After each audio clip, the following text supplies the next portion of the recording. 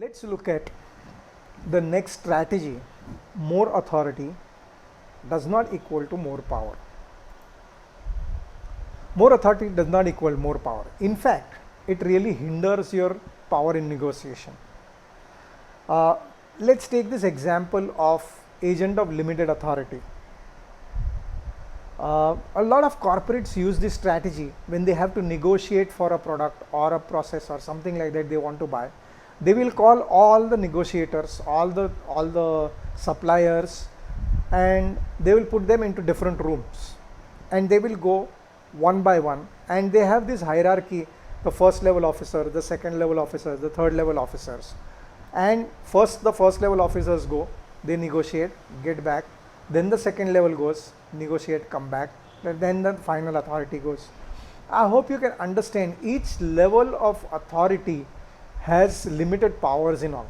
Now this is an advantage of the corporate who is actually negotiating, because each time they give out they extract something from the suppliers, and then the next power goes, again extract something more. I hope you get what is agent of limited authority. But to understand this strategy in connection with the earlier strategy of using power of perception, let's listen to a story. Let's listen to this.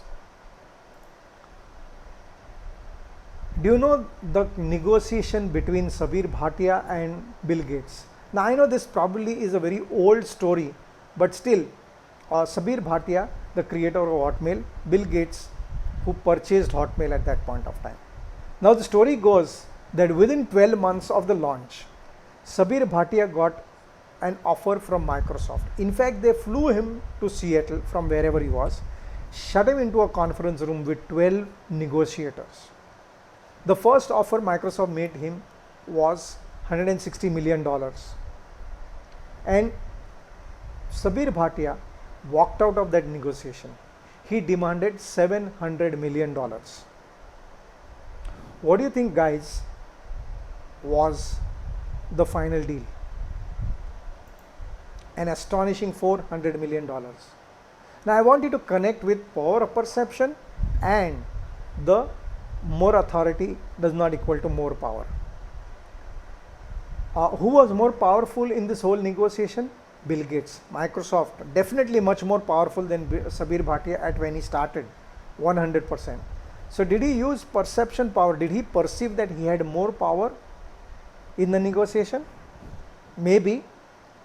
He sensed that Microsoft was desperate to purchase that product, Hotmail, and this gave him the power, perceived power. Can you see how authority actually hinders your power in negotiations?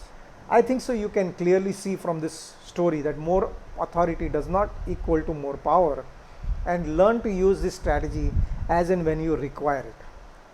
Okay, let's go to the next strategy, the nibble. The nibble is a small offering given typically at the end of negotiation that is more favorable to you. To give you an example of nibble,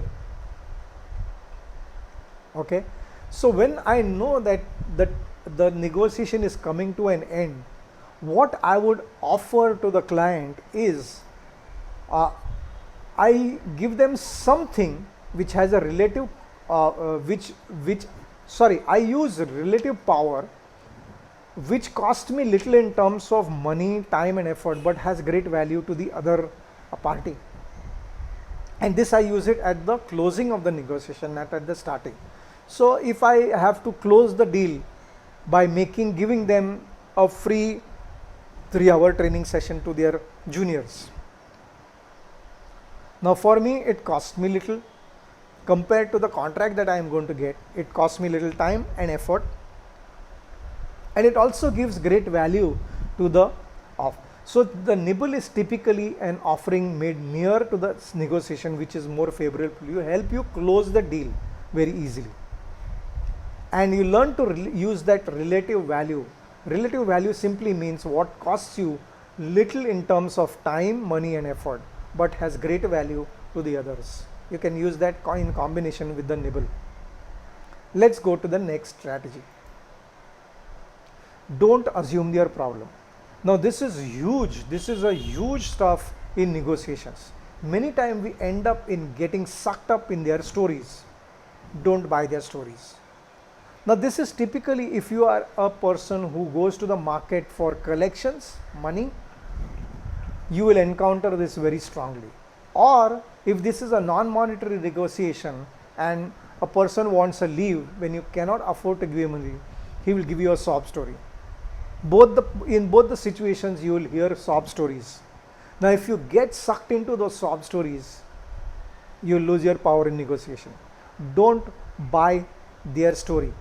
There are times when I have gone for collections in the market and companies have told me their whole sob stories. Clients have told me their whole sob stories. I listen patiently to them. I try to empathize with them what they are going through. But at the end of the conversation, I still tell them that I do understand that you are going through this particular difficult times. However, that doesn't stop me from asking you, demanding the money that I deserve. And I'm not ashamed to ask you that money. I want you to tell me how you can make the payment to me.